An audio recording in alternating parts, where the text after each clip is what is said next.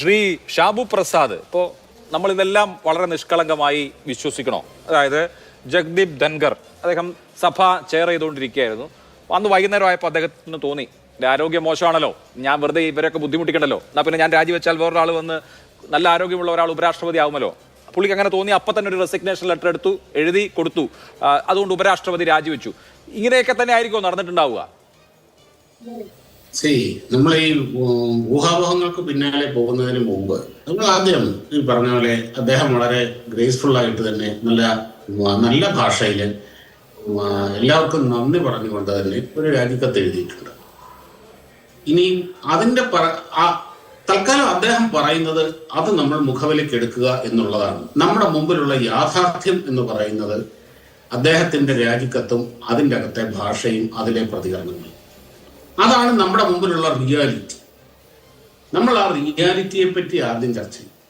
ഇനി ഇതിന്റെ പുറകിൽ ഇനിയിപ്പോ ഒരു കാര്യം പറഞ്ഞാൽ ഇതിൻ്റെ അകത്തുണ്ടാകുന്ന അഭിലാഷിന്റെ ചോദ്യങ്ങളൊക്കെ പ്രസക്തം തന്നെയാണ്.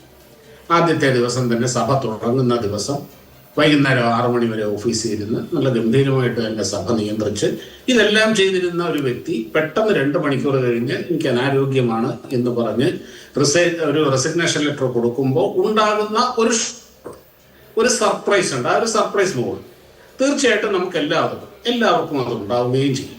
ഒരുപക്ഷെ BJPക്ക് അത് അങ്ങനെ പറയാനുള്ള അവരുടേതായ രാഷ്ട്രീയ പരിമിതികളുണ്ട്. ഇതെല്ലാം നമ്മൾ മനസ്സിലാക്കും. അപ്പം ആ കാര്യങ്ങൾ എന്താണെന്ന് ഇനി ഉണ്ടായിട്ടുണ്ടെങ്കിൽ അത് തുറന്നു പറയാൻ അദ്ദേഹത്തിനും സർക്കാരിനും താല്പര്യമില്ല. അത് അദ്ദേഹത്തിന്റെ സ്വകാര്യതയാണ്. ആ സ്വകാര്യതയെ നമ്മൾ ബഹുമാനിക്കുക എന്നുള്ളതേ ഉള്ളൂ. അത് അത്രമാത്രം അവിടെ ചെയ്യുക. പിന്നെ മറ്റൊന്ന്, ഇനിയിപ്പോ കാരണങ്ങളെ പറ്റി തന്നെ പറയുകയാണെങ്കിൽ അദ്ദേഹം അൺലൈക്ക് അതർ വൈസ് പ്രസിഡന്റ്, ഇതുവരെയുള്ള വൈസ് പ്രസിഡന്റ്മാരിൽ നിന്ന് അദ്ദേഹം കുറച്ച് പ്രോ ആക്റ്റീവ് ആയിട്ടുള്ള ഒരു വൈസ് പ്രസിഡന്റ് ആയിരുന്നു. അല്ല, അത് പ്രോ ആക്റ്റീവ് എന്നാണോ വിശേഷിപ്പിക്കേണ്ടത്? ഇപ്പൊ വെങ്കയ്യ നായിഡു BJPയുടെ അധ്യക്ഷനായിരുന്നു, അദ്ദേഹം വൈസ് പ്രസിഡന്റ് ആയിട്ടുണ്ട്. അദ്ദേഹത്തിന് പ്രതിപക്ഷ നേതൃത്വത്തോട് അല്ലെങ്കിൽ പ്രതിപക്ഷത്തോട് ശത്രുതയൊന്നും ഉണ്ടായിരുന്നില്ല. പ്രതിപക്ഷത്തിന് വലിയ പരാതി അദ്ദേഹത്തെ കുറിച്ച് ഉണ്ടായിരുന്നില്ല. അപ്പൊ നോക്കൂ, ഇദ്ദേഹത്തെ കുറിച്ചോ എന്തൊക്കെയാണ് നടന്നതെന്ന് നേരത്തെ ശംഖു തന്നെ വിശദീകരിച്ചു. അഭിലാഷ, ഓരോരുത്തർക്കും ഓരോ സ്റ്റൈലില്ല. ഈ ലോകത്തുള്ളവരെ എല്ലാവരെയും തൃപ്തിപ്പെടുത്തിക്കൊണ്ട് ആർക്കും പെരുമാറാൻ പറ്റില്ല. അത് നരേന്ദ്രമോദി ആയാലും ശരി, പ്രസിഡന്റ് ആയാലും ശരി, വൈസ് പ്രസിഡന്റ് ആയാലും ശരി, ഞാനും ശരി, നിങ്ങളായാലും ശരി, അവർക്ക് അവരവരുടേതായ രീതിയിലല്ലേ ഒരു കാര്യം കൈകാര്യം ചെയ്യാനും പ്രതികരിക്കാനും. അത് ഇഷ്ടപ്പെടുന്നവരുണ്ടാകും, ഇഷ്ടപ്പെടാത്തവരും ഉണ്ടാകും. That's all. അതിനെ അങ്ങനെ കണ്ടാൽ മതി. പക്ഷെ അദ്ദേഹം വളരെ പ്രൊയാക്റ്റീവ് ആയിരുന്നു.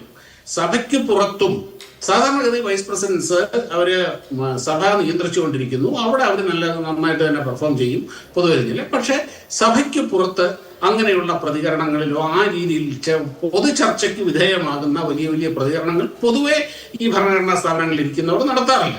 എന്നാൽ ഇദ്ദേഹം അങ്ങനെ ആയിരുന്നില്ല. പക്ഷെ അതിനവർക്ക് തടസ്സമൊന്നും ഇല്ലതായിരുന്നു. അദ്ദേഹം ഒരു മിനിറ്റ് അദ്ദേഹം കോടതിയുടെ കാര്യങ്ങള്, നമ്മുടെ കോടതിയുടെ പരിമിതികള്, ഓരോ കാര്യങ്ങൾ, അത് വളരെ വലിയ നിയമജ്ഞനാണ്. അവിടുത്തെ സുപ്രീം കോടതിയിലെ വലിയ സീനിയർ വക്കീലൊക്കെ ആയിരുന്നു. അപ്പോൾ അദ്ദേഹത്തിന്റെ ആ അണ്ടർസ്റ്റാൻഡിങ്സ്, അദ്ദേഹത്തിന്റെ ആ കൺവിക്ഷൻസ് അദ്ദേഹം തുറന്നു പറഞ്ഞിട്ടുണ്ട്. അത് പലയിടത്തും അലോസരം ഉണ്ടാക്കിയിട്ടുണ്ട്.